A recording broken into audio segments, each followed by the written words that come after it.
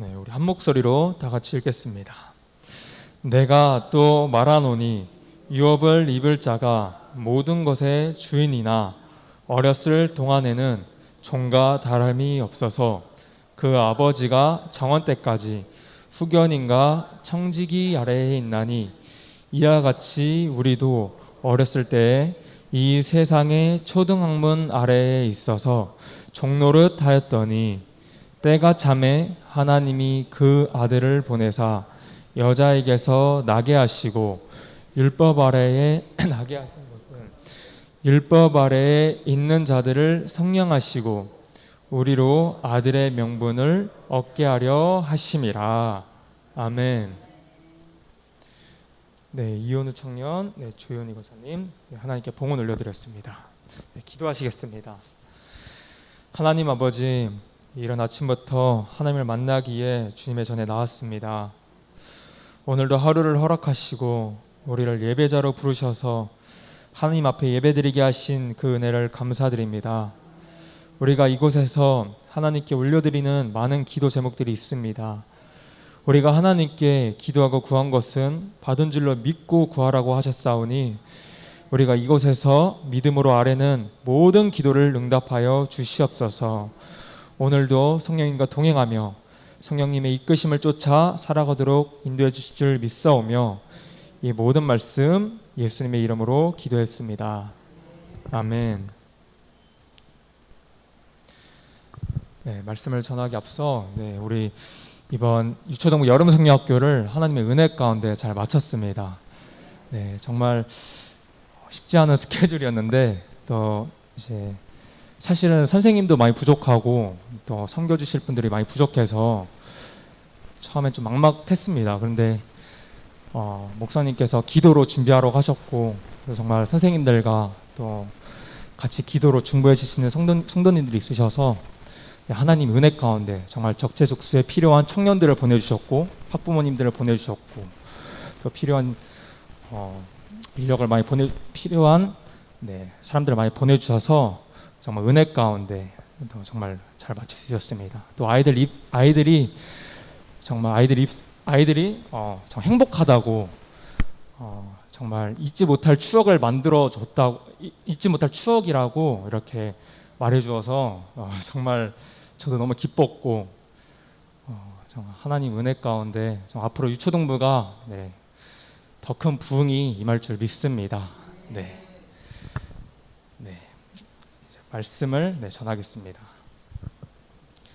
갈라디아서 4장에서는 아들로서의 누리는 자유를 말하고 있습니다. 특히 사도 바울은 복음과 율법의 관계를 오늘 읽은 본문 말씀을 통해 알려주고자 합니다. 본문 1절과 2절을 다시 한번 읽도록 하겠습니다.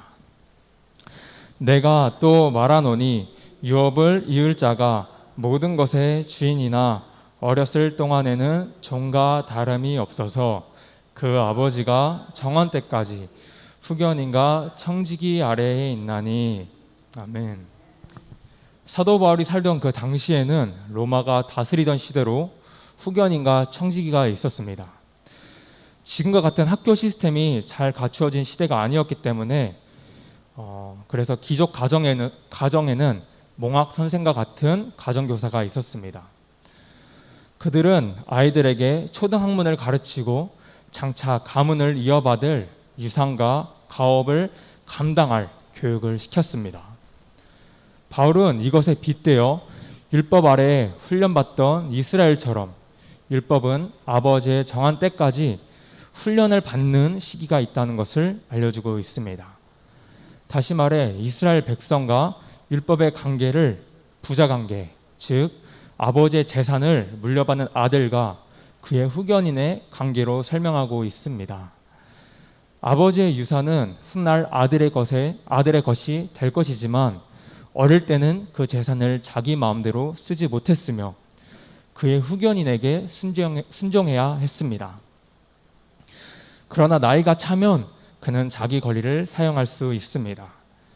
여기서 아들의 신분을 얻은 것은 모든 것의 주인이 되는 것과 마찬가지입니다. 이는 아버지의 유업을 이어받는 모습을 통해서 예수님을 믿는 우리들이 하나님의 자녀로서의 신분을 얻게 됨을 보여줍니다. 3절을 이어서 같이 읽겠습니다. 이와 같이 우리도 어렸을 때에 이 세상의 초등학문 아래에 있어서 종노릇 하였더니, 바울도 가말리엘 문화에서 율법의 교육을 받은 바리새인 중에 바리새인이었습니다. 그러나 복음을 알고 나서부터는 율법과 세상의 학문은 초등학문이라는 것을 깨닫게 됩니다. 3절에서 초등학문은 무엇인지 사실 여러 견해가 있지만 이 세상의 초등학문은 여기서 율법을 가리킵니다.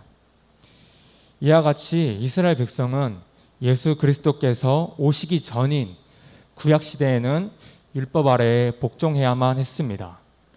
그러나 복음의 주인이신 예수님은 우리의 모든 것이 되시며 우리를 율법의 저주에서 성령하시기 위해서 십자가에서 죽으시고 부활하셨습니다. 그래서 예수님은 우리에게 하나님의 자녀가 되는 아들의 권세를 주시고 영원한 기업인 천국을 우리에게 주시는 분이십니다. 4절을 이어서 같이 읽겠습니다. 때가 참에 하나님이 그 아들을 보내사 여자에게서 나게 하시고 율법 아래에 나게 하신 것은, 하나님이 정하신 때가 찼을 때 육신을 입고 예수님이 이 땅에 내려오셨습니다. 예수님은 이스라엘과 같이 율법 아래에 나셨으며 율법을 온전히 지켜 할례를 받으셨어요. 예수님은 율법에도 흠이 없으셨지만 율법 아래에 있는 자들을 위해 십자가에서 속량을 하셨다고 성경에서 말하고 있습니다. 갈라디아서 3장 13절을 같이 읽겠습니다. 그리스도께서 우리를 위하여 저주를 받은 바 되사 율법의 저주에서 우리를 속량하셨으니 기록된 바 나무에 달린 자마다 저주 아래에 있는 자라 하였음이라. 즉 율법대로 살지 않으면 율법의 저주 아래에 놓이게 됩니다. 이는 죄의 싹슨 사명이기 때문에 율법대로 지키지 않으면 우리는 죽어야 마땅한 겁니다. 그래서 구약의 제사법으로는 그 죄를 속량하기 위해 계속해서 제사를 지내야만 했습니다. 그러나 양과 소의 피로는 우리의 죄를 온전케 할 수 없었기 때문에 진정한 참 제물이 되시기에 예수님은 이 땅에 참 인간의 몸을 입고 오셨습니다. 자신을 산 제물로 내어놓으시고 십자가에서 피 흘리심으로 우리의 죄를 담당하시고 율법의 저주에서 우리를 속량하셨습니다. 카이로스, 하나님께서 정하신 그때에 그의 아들 예수 그리스도를 이 땅에 보내셨습니다. 예수 그리스도께서는 하나님의 독생자, 곧 그의 영원하신 아들이십니다. 하나님께서는 그 아들을 보내주셔서 여자에게 나게 하셨는데 이것은 창세기 3장 15절에서 말하고 있는 예언의 성취입니다. 하나님께서는 아담이 범죄한 후 에덴 동산에서 뱀에게 이렇게 말씀하셨습니다. 창세기 3장 15절을 읽겠습니다. 내가 너로 여자와 원수가 되게 하고 너의 후손도 여자의 후손과 원수가 되게 하리니 여자의 후손은 너의 머리를 상하게 할 것이요 너는 그의 발꿈치를 상하게 할 것이니라 하시고 아멘.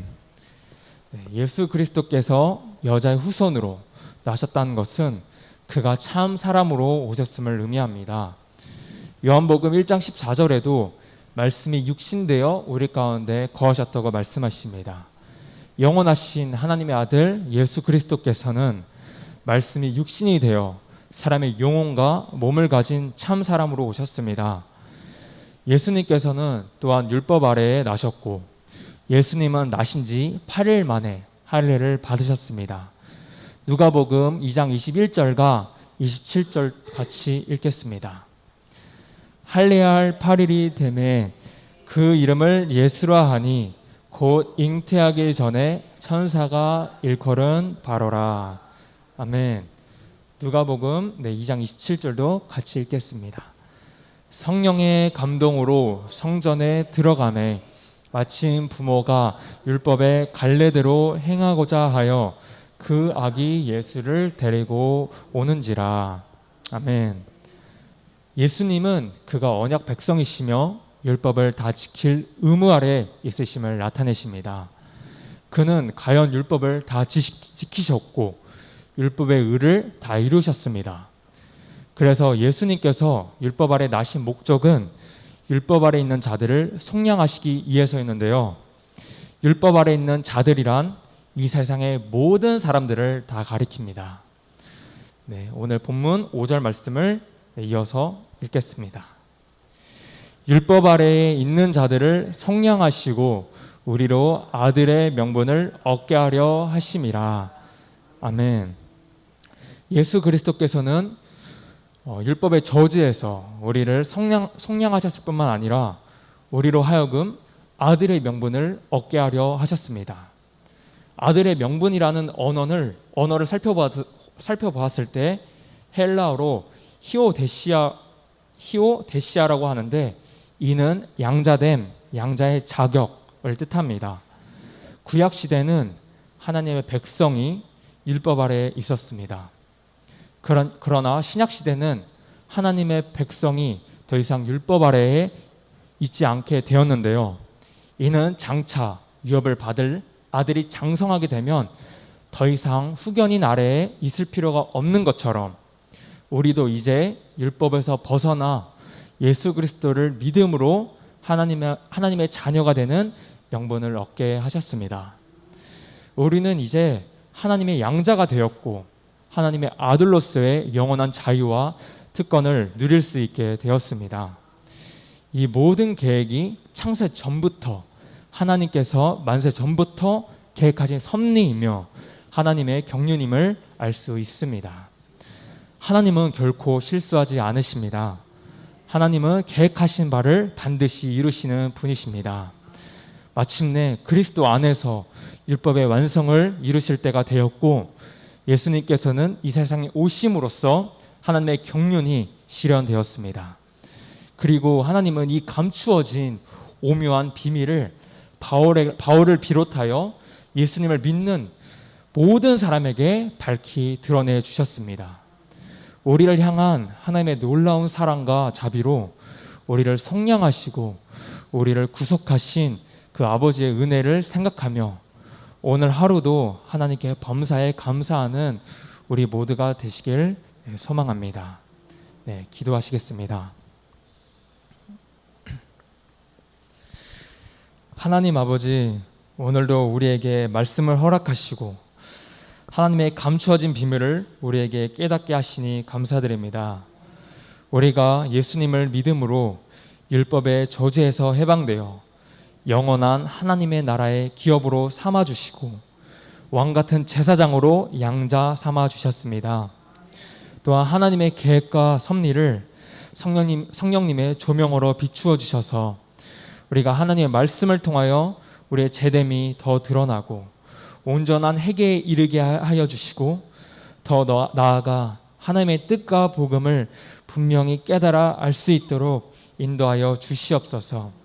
그리하여 우리가 온전한 그리스도인으로 성령의 사람들로서 하나님의 복음을 담대히 전하는 자들이 되길 소망합니다.